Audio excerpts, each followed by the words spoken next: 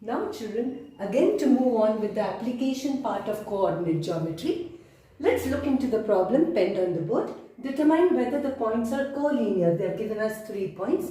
As we have seen in the last session children, how do we find or determine if the points are collinear or not? Definitely, we have to calculate the distances between each pair of points to find if the points are collinear or not. So given over here is this R, D and S. How do we determine if they are collinear or not? So let's calculate distance RD, distance DS and distance RS. To move on with the first part, let's calculate distance RS. What do we use over here? We use the distance formula. So over here we have x2 minus x1 the whole square plus y2 minus y1 the whole square. Let's determine first which will be substituted as x1, y1. As we know, we are calculating distance RS. So we can substitute the coordinates of R as x1, y1 and S as x2, y2. Okay, so to begin with children, distance RS. In the next step, what do? We just substitute the values of x1, y1 and x2, y2. So x2 that is 3 minus 0 the whole square plus y2 that is minus 1 minus y1 that is 3 the whole square. To move on with distance RS will be given by, let's use methodical steps to calculate distance RS. In the first bracket as we see 3 minus 0 gives us 3 the whole square. Let's not forget it. Minus 1 minus 3 in the next bracket gives us minus 4 the whole square. So distance RS is equal to, first term 3 square is 3 into 3 that gives us 9 plus minus 4 the whole square. Minus 4 into minus 4 gives us plus 16.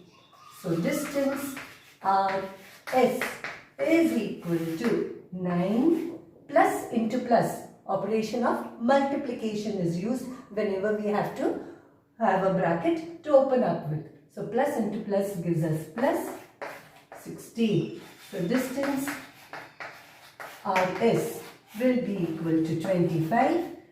Therefore, distance RS is equal to, definitely square root of 25 children over here is plus and minus 5. But over here, as we are dealing with distances, we only take the positive root because distances cannot be negative. So over here we have 5 units. So thus children, the first answer that we got, the distance between RS is equal to 5 units. Yes, definitely first we can find out RD, the distance between R and D, then distance between D and S, and later on distance RS. That also saves the same steps to be used. So over here, let's first write down. In the first case, we got distance RS as 5 units. Let's take the next combination, the next pair to calculate the distance. Distance RS is over. Now we can calculate distance RD using the same formula, that is distance formula given by x2 minus x1 the whole square plus y2 minus y1 the whole square. But now children, what changes? The values of x1, y1 and x2, y2. But over here, r you can keep it as same. That is the coordinates of r can be 0, that is x1. y1 can be substituted as 3. But the values of x2 and y2 will change because the other point over here taken is D. So, over here, the coordinates of D will be x2, y2. So, let's start. Substitution. So, distance RD will be equal to x2, that is 2, minus x1, 0, the whole square, plus y2, 1, minus y1, that is 3, the whole square. Let's solve it methodically to reach towards the answer. 2 minus 0 gives us 2. Let's not forget the square. Plus 1 minus 3 plus 1 minus 3. So inside the bracket we are left with minus 2, the whole square. To move on, we get distance RD will be equal to 2 squared, that is 4, plus, let's solve this term, children. Minus 2 into minus 2, as it is a square, minus into minus will give me plus, and 2 squared is 4. So distance RD will be equal to 4 as the first term, plus into plus gives me plus, 4 plus 4 gives us 8. Is this the answer? No, we have already learned that let's factorize, let's split up into the terms if possible and then get the answer. Root 8 can be written as 4 into 2, which gives us square root of 4 is 2. Left behind is root 2. So 2 root 2 units gives us distance RD. So let's pen it down towards the left hand side. So distance RD, that is in the second case, distance RD is 2 root 2 units.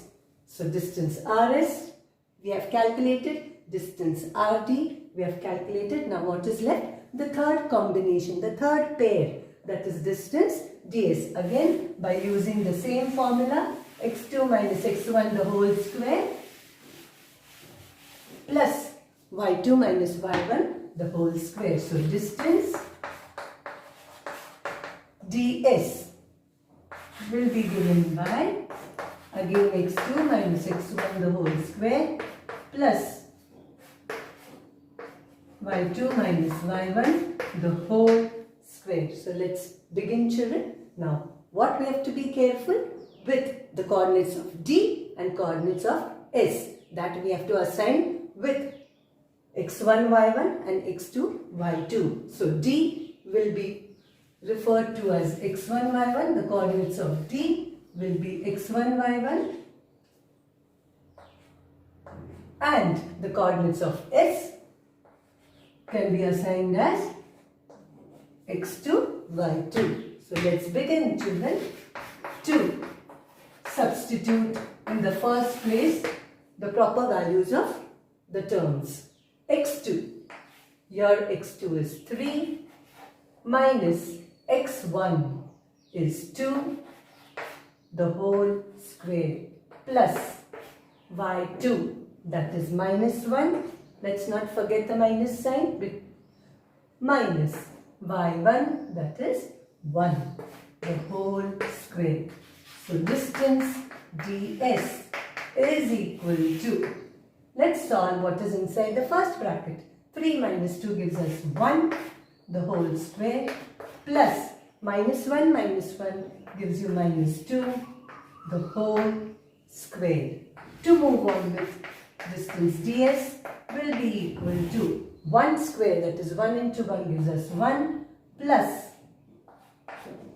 here children, minus 2 the whole square is minus 2 multiplied by minus 2. So minus into minus gives us plus, and 2 square is 4. So therefore distance ds will be equal to 1 plus into plus is a plus 4. So that is equal to root 5 units. So distance ds, that was the last pair that we calculated, gives us the value root 5 units. So let's write it down and then let's check if the points are collinear or not. So distance ds is root 5 units. Now children, we know the method to determine if the points are collinear or not. What is that method that we learn, children?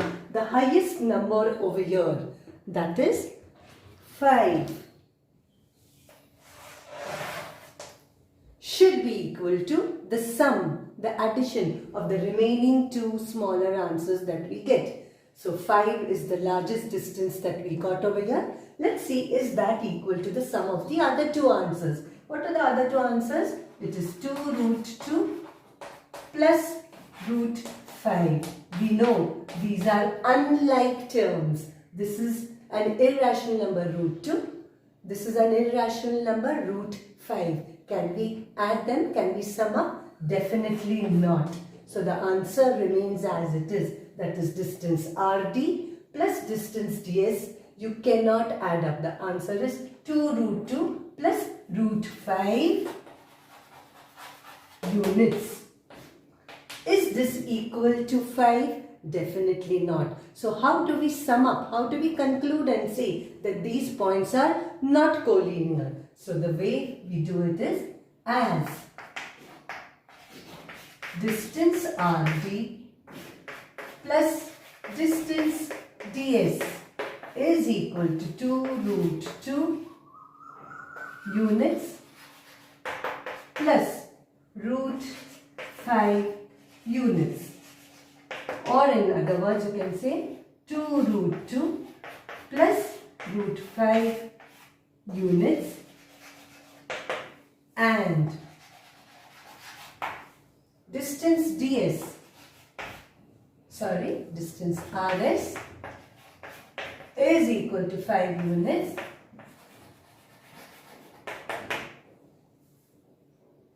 Therefore, distance RD plus distance DS is not equal to distance RS. Therefore, the points, which points? R, D and S. The points R, D and S are non-collinear points. They are not collinear at all. Are non-collinear. So this shows us, children, how do we determine if the points, given points in that given specific problem are collinear or not. Looking into the next problem, let's see. They have said find x if the distance between the points L and M is 10. So children, now definitely we have to use distance formula. Just let's write it down and then look into what is given and what we have to do to calculate x. So over here, as the 2 points are LM, we'll have to write distance LM will be equal to the distance formula, that is x2 minus x1 the whole square plus y2 minus y1 the whole square. Let's substitute whatever is given in the problem. So let's look into it back, children. What is given? L is with the coordinates x and 7. M is with coordinates 1 and 15. What else is given? Let's read the problem again. Find x if distance between L, point L, that is with coordinates x and 7, and M with coordinates 1 and 15 is 10. So that means they have given the answer to us. What is the answer? What is the distance between L and M given as? It is given as 10. That is, distance LM is equal to 10 units. So looking into all this, children, let's substitute over here. So over here, what do? Usually we assign what is x1, y1 and place what is x2, y2. So over here for L, we can place the coordinates as L as x1, y1, m as x2, y2. So let's begin with children. Distance LM is given as 10. So here the distance is already given. So let's substitute. Which is equal to towards the right hand side. What is x2? x2 is 1 minus what is x1? x1 is x plus y2. What is y2? 15 minus y1 is 7 the whole square. Therefore, 10 is equal to, let's not forget the square children, 1 minus x the whole square. So 10 is equal to 1 minus x, it's a binomial. Let's expand it later if required. So let's keep it as it is. Now 15 minus 7 gives us 8 the whole square. So 10 will be equal to 1 minus x the whole square plus 8 square is 64. Now over here, let's recall back children. What can be done over here to make our steps easier? We know children always that when we have a numerical value on one of the sides of the equality sign, for example, 5 is equal to square root of on the other side with any term inside, whether it's a binomial, whether it is a trinomial, whatever, under the square root sign. Over here, let's term it as x. How do we further move on to get rid of the square root sign? Definitely yes children. Let's recall, we square on both the sides. So squaring both sides of the equation. What do we get? 5 square is equal to square root of x the whole square. What is 5 square? Definitely 25, which is equal to, now over here on the right hand side children, square root of x into square root of x. Square root of x multiplied by square root of x is square root of x into x. Pair it up. So what do we get as the answer? Only x. So children, that means square root of x into square root of x is square root of x square, and square root of x square is only x. That means when you take the square of a square root value, you get the term which is inside. So what is inside? You can directly write square root of x into square root of x is x. So this is the way children that we learned in the earlier classes. How do we get rid of the square root sign? Let's imply it over here children. So what do we do? Squaring both the sides. Squaring both sides of the equation. So what do we get? 10 square will be equal to square root of 1 minus x the whole square plus 64. So let's move on further.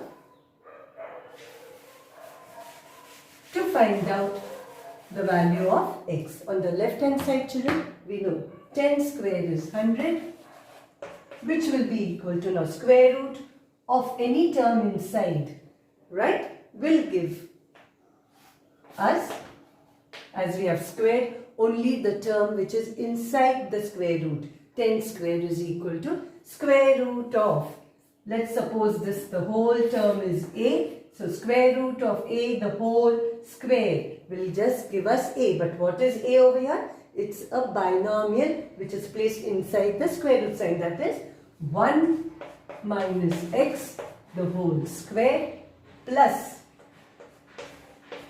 64. Let's move on to calculate the value. So 100 is equal to, here we'll have to use the expansion formula. A minus b the whole square gives us a square minus 2 into a into b plus b square. So a square, that is 1 square, minus 2 into a into b. 2 ones are 2. 2 into x is 2x. Plus b square, that is x square. Plus 64. So 100 is equal to 1 square gives me 1 minus 2x plus x square plus 64. Let's look into the equation to find out which are like terms and unlike terms. To move on further, 100 on the left hand side, which is equal to 1 plus 64 gives me 65 minus 2x plus x square. Let's make it a quadratic equation by solving further so that we can ultimately find out the value of x. Take 100 on the other side. So plus 100 when it goes on the other side gives us minus 100. What are we left on the left hand side, children? When there is no term left, it is always equal to 0. So you have 65 minus 2x plus x squared, and plus 100 when it's transferred on the other side gives us minus 100. Do we have any like terms? Yes, 65 and minus 100. So let's add or subtract depending upon the signs before it. So here 0 is equal to, now 65 minus 100, we know, children, one number with a plus sign, one number with a minus sign. So that is always you subtract. 100 minus 65 will give you 5 and 3, 35. But which sign? The sign of the greater number. The greater number over here has got a minus sign. So minus 35 minus 2x plus x squared. Let's rearrange the terms, children, so it becomes a proper general form of a quadratic equation. So 0 is equal to square term first, then the x term, and then the last numerical term, that is minus 35. We know, children, how to solve a quadratic equation. The product of two numbers that we choose should be minus 35 and the sum should be minus 7. So over here, children, product of two numbers should be minus 35 and the sum should be minus 2. So definitely we have a pair. 7 5s are 35. Let's look into the signs. We want minus 35 along with the sum should also have a minus sign. So the greater number minus and the smaller number plus will give us minus 35. Minus 7 into plus 5 gives us minus 35. And when you remove the multiplication operation, minus 7 plus 5 gives us minus 2. So the pair minus 7, 5 solves or satisfies the condition that the product is minus 35 and the sum is minus 2. So let's split up. 0 is equal to x squared minus 7x plus 5x minus 35. Pair the first two, pair the last two. So let's continue. Over here, 0 is equal to, what is common between the first two terms? We see that x, the variable x is common. Inside the bracket, we write the unlike terms. So x into x will give me x squared minus x into 7 will give me 7x. Here, children, plus what is common between the numerical values 5 and 35? We see that 5 is common. Inside the bracket, 5 into x will give me 5x. Plus into minus will give me minus, and 5 7s are 35. What do we check, children, always when you split up? We check that the two terms that we get are always the same. So over here we have x minus 7. On the other side for the second term also, x minus 7 is the same term that we get. So let's remove it as a common term. X minus 7. In the other bracket, the unlike terms. x plus 5. So over here children, in other words, we have studied children that if we have a into b is equal to 0, then either a is equal to 0 or b is equal to 0. If a into b is equal to 0, then what are the values of a and b? Either a is equal to 0 or b is equal to 0. So let's imply over here. Let's think this as a and b. So a into b is 0. So what do we write further? We move on to find out the value of x as either x minus 7 will be equal to 0 or x plus 5 is equal to 0. Let's solve both the cases and check what is the answer. So over here x is equal to 0 minus 7 transferred on the other side gives us plus. So x in this case is equal to 7. In this case x will be equal to 0 plus becomes minus. So x is equal to minus 5. So what did we get over here children? We got two values of x. One as 7, one as minus 5. Which value do we discard? Definitely, as you look back, we are solving problems are based on distance. So distance can never be negative, right? Is it so? Yes, distance can never be negative. Then which is the value you get over here? Let's look into the problem and understand further. Let's again read. Find x if distance between L, that is the coordinates x and 7, and M, 1 and 15 with coordinates x1 and y1 is 10. That means distance over here is already given to us children, that is equal to 10. We are just supposed to find the coordinates. So what is the answer over here children? The answer over here, the value of x can be either 7 or it can be minus 5. Therefore, the coordinate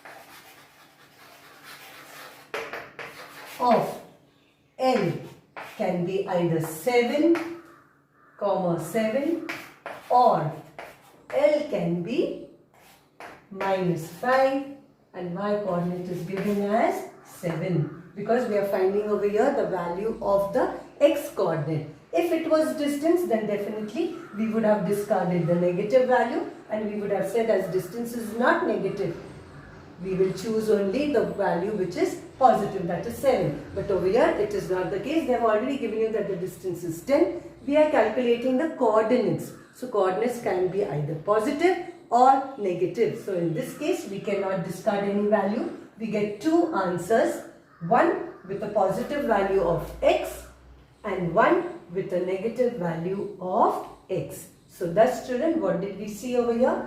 Given to you distance, we can calculate any coordinate asked to us, any unknown value of any coordinate of a particular point asked in that problem. And what did we use? We just used a distance formula, jotted down what is given, substituted and moved on with all our mathematical calculations to reach towards the result.